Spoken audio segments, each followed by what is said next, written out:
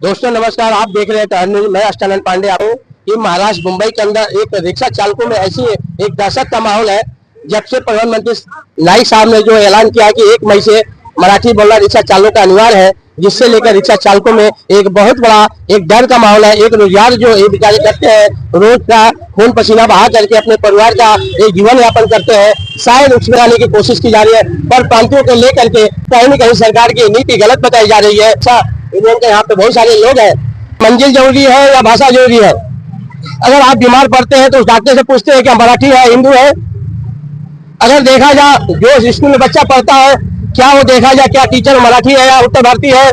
क्या देखा जाए कि आप अगर सही में मराठी भाषा को प्रोत्साहन देना चाहते हैं, मराठी का सम्मान करना चाहते हैं, तो मराठी के उन स्कूलों में जाइए जहाँ पर मराठी स्कूल में हिंदी, इंग्लिश और उर्दू की अपेक्षा की संख्या बहुत कम है। उसके लिए सरकार क्या कर रही है, एजुकेशन मिनिस्टर क्या कर रहे हैं? और इसी तरह से परिवहन मंत्री ने जो ऐलान किया है, इसको देख करके ऐसा लगता है एकता को, महाराष्ट्र की एकता को, भारत की एकता को तोड़ने की कोशिश की जा रही है। ये केवल भाषा नहीं है, ये भाषा क्या माध्यम ऐसा बता दूं कि सबसे बड़ा इफेक्ट पड़ता है रिक्शा यूनियन, रिक्शा चालकों पर, जिनका घर टूट जाएगा, जिनका जीवन यापन नहीं होगा, जिनके बच्चे पढ़ नहीं पाएंगे, बहनों की शादियां नहीं हो पाएगी, जिन बच्चों का इलाज नहीं हो पाएगा, जिन माताओं का इलाज नहीं हो पाएगा।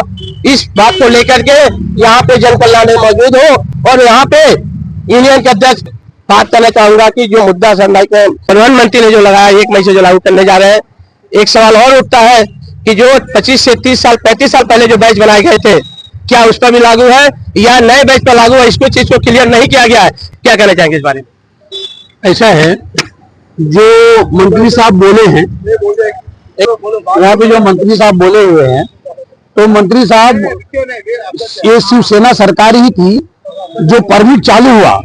जब परमिट चालू हुआ तो इनको लाइसेंस दिया गया, इन्हें बैच दिया गया, इन्हें परमिट दिया गया। तो मराठी इनको बोलने, थोड़ा बहुत बोलने आता था, तभी तो दिया गया था ना, ऐसे तो आंख मूंद के दिया नहीं। और इसके बाद में 15 साल का इनसे पुरावा लिया गया, मतलब दोनों साल पेपर लिया गया, तभी तो दिया ना। अगर इन्हें लगता है कि रिक्शा ड्राइवर को मराठी बोलने नहीं आता है, तो देखो कैसा पैसेंजर जो है, पैसेंजर गाड़ी में बैठता है तो कभी मराठी में नहीं बोलता। वो ये बोलता है कि मुझे बांद्रा छोड़ दो, मुझे बोरीवली छोड़ दो, मुझे कांदिवली छोड़ दो। सिर्फ रिक्शा चालक से इतना ही बात होता है, इससे ज्यादा बात नहीं होता है। लेकिन आज जो विवाद फंसाए हुए हैं, ये ठीक नहीं है। कैसा है, आप जब उस वक्त शिवसेना सरकार थी तो आपने बिना टेस्ट का इन्हें परमिट कैसे दिए, 15 साल का पुरावा कैसे दे दिए? तो ये सब ठीक नहीं है। अगर वो 4 तारीख तक अपना वापिस से रिटर्न नहीं लेते हैं तो हम लोग सब जगह उतरेंगे आंदोलन के लिए। ये हम हर चीज बर्दाश्त नहीं करेंगे। मैं आपको कहिए, कहीं नहीं तो कहीं ये लोग किसी न किसी कंपनियों को ये लोग फायदा दिलाने का काम करते हैं, गरीब लोग के पेट पे लात मारने का ये लोग काम कर रहे हैं। बाकी ये लोग कुछ, जैसे बाइक निकल गया, मैं आपको पूछता हूँ, बाइक निकल गया, उसे मराठी बोलने आता है क्या? उसे 15 साल का पुरावा लिए क्या? उसके बाद कोई नियम है क्या? रिक्शा ड्राइवर को भाड़ा कौन तय करेगा? गवर्नमेंट तय करेगा। उन्हें लाइसेंस कौन तय करेगा? गवर्नमेंट तय करेगा। 5 साल में रिन्यू कौन कराएगा? तो गवर्नमेंट तय करेगा। हर चीज गवर्नमेंट तय करती है, लेकिन प्राइवेट जितनी कंपनियां आई आज तक, क्या गवर्नमेंट उसको तय करता है क्या? आज ओला, उबर या अनेक चीज निकाले, इसमें कोई चीज तय किया क्या? नहीं किया ना। मैं आप लोग को मैं बोलता हूँ, बड़े बड़े बिल्डर हैं, ये पहला परीक्षा लेते हैं क्या आप मराठी हो तभी हम आपको फ्लैट देंगे? 1 करोड़, 1.5 करोड़, 2 करोड़ के देते हैं? ये पहला पूछो ना, पहले उसका ही टेस्ट ले लो। लेकिन ये सब टेस्ट ये लोग सिर्फ गरीबों को सताने का काम चालू है। ये बाइक जो निकाले, बाकी ओला उबर इन लोग को फायदा पहुंचाने का काम कर रहा है, बाकी ये लोग कुछ कर नहीं रहे। अगर ये लोग 4 तारीख तक रिटर्न नहीं लेंगे तो हम पूरे मुंबई में हर जगह शांतिपूर्वक हम लोग आंदोलन करेंगे। आपने कहा कि गरीब का पेट मार करके, गरीब लोगों का पेट मार करके अमीरों को फायदा उठाने का दे रहे हैं। तो सवाल ये उठता है कि क्या हर बार कहीं न कहीं 2-4 सालों में ऐसी मुद्दा उठता है कि परप्रांतियों को पीड़ित होना पड़ता है, या परप्रांतियों को परेशान होना पड़ता है। कभी कोई पार्टी कभी उत्तर भारतीयों को मार के भगाने की कोशिश करती है, कभी कुछ मुद्दा आता है तो कभी रिक्शे पे अटैक किया जाता है। मैं कह रहा हूँ कि जितने एम्बुलेंस है, जितने बड़े बड़े ट्रक है, या जितने भी चालक है, उन पर क्यों नहीं लागू होता है? उसी चीज जब तक आपको बैच दिया गया, उसमें मराठी का टेस्ट कानून में नहीं है सर। क्योंकि कल मैं देख रहा था, मीडिया में चल रहा था कि जो लाइसेंस बैच का जो नियम है उसमें कहीं मराठी भाषा का मेंशन नहीं है। लेकिन अगर लाते हैं तो अच्छी बात है, लेकिन पुराने पर लागू कैसे होगा? जब आप नया देंगे तो उसे नियम बनाइए तो सामने वाला उतर से तैयार होकर जाएगा, लेकिन पुराने पर लागू कैसे करेंगे? तो इससे साफ जाहिर होता है कि पहले हम बात करेंगे चालक, आपका बैच है, कितना प्रभाव आप लोगों को पड़ेगा? बहुत ज्यादा प्रभाव पड़ेगा। कुछ आदमी डर से भाग जा रहे हैं, कुछ नहीं सीख रहे हैं, हिंसा का प्रभाव खड़ी कर देंगे। अब नहीं आएगा तो मजबूरन खड़ा ही कर देगा। अगर आपको रिक्शा चलाने का मुंबई में नहीं मिला तो दूसरा काम क्या करेंगे?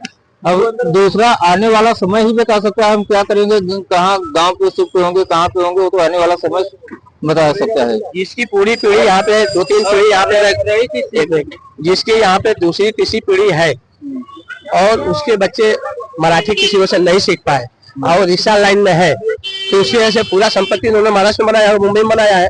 गाँव में तो कुछ होगा नहीं, वो कहाँ जाएंगे? और एक रोजगार की समस्या खड़ी हो जाएगी, बेरोजगारी की समस्या खड़ी हो जाएगी। उसके लिए साल 6 महीने टाइम देना चाहिए सीखने का। तत्काल प्रभाव में डालोगे तो कहाँ का आदमी सीखेगा? उसके लिए साल 6 महीने टाइम दो कि हाँ सीखो, मराठी सीखो, ये सीखो। तत्काल में प्रभाव में डालोगे कहाँ से सीखेगा? खाने का चीज तो है नहीं कोई भी ऐसा सीख लेगा। हमारे साथ में काका है, कितना साल हो गया आपको रिक्शा लाइन में? मेरे अबाउट 40 बरस। 40 रिक्शा लाइन में। हाँ। कितना उम्र होगा आपका? 66। ऐसी आपका यहाँ का है कि कहीं और का? नहीं, गाँव का। तो ये बैच कब मिला था आपको? ये बैच 82। कितना साल हो गया लगभग? 30-35 के साल। चल, मैं ये सवाल पूछ रहा हूँ कि ऐसे व्यक्ति पे यह नियम लागू होता है, ऐसे बहुत सारे लोग हैं, तो ये इनकी उम्र क्या जाएगी? 65 से ऊपर होगा, 60। अब ये कहीं कहाँ जाएंगे? कहाँ ये जाके रोजगार करेंगे? कहाँ अपने परिवार को पालन पोषण करेंगे? तो सरकार को, मंत्री जी को कहीं न कहीं इस बात का ध्यान देना चाहिए कि ऐसे नियम लागू होगा तो ऐसे इफेक्ट पड़ेंगे, ताकि जो लोग मेहनत करके कमा रहे हैं कहीं ऐसा ना गलत लाइन में पहुंच जाए। क्योंकि जब आदमी को पेट नहीं भरेगा तो कुछ भी करेगा। और इसीलिए देखा जाए, उत्तर भारतीय यहाँ पे आते हैं, बेचारे कुछ नहीं मिलता है। मैं बता दूं, रिक्शा चलाने का मतलब नहीं कि वो शिक्षित है। रिक्शा में ऐसे ऐसे लोग हैं, MA BA BEd की बेचारे लोग लेके कहते हैं ना, समय का मारा हुआ आदमी कहाँ जाएगा? समय का मारा हुआ आदमी जब रहता है तो कुछ भी करने को तैयार, क्योंकि उसको परिवार चलाना होता है, उसको अपने बहन बेटी माँ का दवा का इलाज कराना होता है, अपने बहन और बेटिया को शादी करानी होती है, बच्चों को पढ़ाना होता है। इसको लेकर के बेचारा वो रिक्शा खींचता है। इसका ये मतलब नहीं है कि कहीं परप्रांतीय किसी मामले में कम है, लेकिन उस समय आ गया है कि आप लोग इसको किस तरह से एक्सेप्ट करेंगे तो आपका क्या नुकसान होता है, अगर नहीं करते हैं तो क्या फायदा होगा? नहीं सर, मराठी से मुझे कोई तकलीफ नहीं है, लेकिन ये जबरदस्ती जो थोपा जाता है इससे तकलीफ है। क्योंकि पैसेंजर देखिए कोई भी बैठता है हिंदी में बात करता है, मराठी में नहीं। और मराठी हम लोग समझते भी हैं, ऐसी बात नहीं है कि नहीं समझते हैं, लेकिन ये जबरदस्ती थोपना, परमिट कैंसल, लाइसेंस कैंसल, इससे तकलीफ है। और इसमें अगर आपको ऐसा ही है तो समय दीजिए ना सीखने के लिए, तो सब सीख जाएगा, सब चेंज हो जाएगा। महाराष्ट्र के मुख्यमंत्री देवेंद्र फडणवीस जी ने कहा है कि भाषा को लेकर के अगर जबरदस्ती थोपा जाएगा तो वैसे व्यक्ति पर कार्रवाई होगी, लेकिन उन्हीं का मंत्रिमंडल का आदमी, परिवहन मंत्री, इस तरह की बात करता है। क्या सीएम साहब इस तरह के मंत्री को इस तरह के कार्रवाई करने के लिए या फरमान जारी करने के लिए उनको इस तरह का कोई कार्रवाई करेंगे, ताकि जो गरीब बेचारे हैं, जो रिक्शा वाले हैं, उन पर इस तरह से पहाड़ न टूटे, एक आर्थिक संकट न आए, जिससे कि अपने परिवार का वो जीवन यापन करें और मुंबई से अपने शांतिपूर्वक जिस तरह से वो रिक्शा चलाते थे वो रिक्शा चला रहे हैं। और साथ में ये भी कहना चाहूंगा, यूनियन के जो लीडर है हमारे साथ अनिल जी, आइए बात करते हैं कि जो हमने कहा, जैसे काका बगल में बैठे हैं, इनकी उम्र ज्यादा हो गई है, इनकी बहुत ज्यादा लाखों लोग होंगे, इनके जैसे लाखों परिवार होगा। तो उस स्थिति में अगर ऐसा है तो आप लोग किस तरह का कदम उठाएंगे? बात नहीं बनती है तो अगला कदम क्या होगा? नहीं, आंदोलन से तो होगा ही। ऐसा है, पूरे महाराष्ट्र में 15 लाख रिक्शा चालक, रिक्शा चलाने वाले 15 लाख। जो ये बोलते हैं मराठी का, मुझे आप बताइए मैं तो बार बार वही बोल रहा हूँ ना कि परमिट जब दिए तभी भी वो टेस्ट लेके ही दिए रहेंगे ना।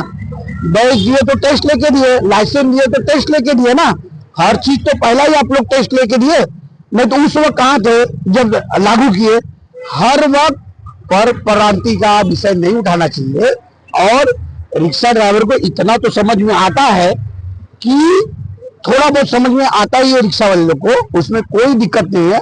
मराठी बोलने से हमें कोई प्रॉब्लम नहीं है, हम उनका सम्मान करते हैं। लेकिन जबरदस्ती अगर हमारे ऊपर अन्याय किया जाएगा तो ये 4 तारीख के बाद हम जगह जगह पे आंदोलन करेंगे, और वो भी यही नहीं पूरे महाराष्ट्र में होगा। आंदोलन का रूप क्या होगा? रिक्शा बंद करेंगे या शांतिपूर्वक आप इस तरह से फ्लैग मार्च करेंगे? क्या शांतिपूर्वक, एकदम हर जगह शांतिपूर्वक होगा।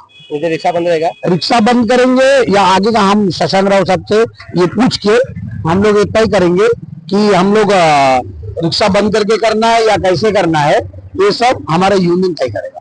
दर्शकों, आपने सुना यहाँ पे अगर कहीं पे रिक्शा पूरे मुंबई के अंदर बंद होता है तो मुंबई करों के लिए, मुंबई वासियों के लिए एक सबसे बड़ी समस्या हो जाएगी। क्योंकि जीवन रेखा जो कहा जाता है, जहाँ पे बस नहीं जा सकती है, जहाँ रेल नहीं जा सकती, वहाँ रिक्शा पहुँचती है। तो अगर कोई आदमी बीमार पड़ता है तो सबसे पहले रिक्शे वाले आते हैं और बीमार आदमी को उस गली से, उस घर से निकाल करके हॉस्पिटल तक पहुंचाने का काम करते हैं, उनको जीवन बचाने का काम करते हैं।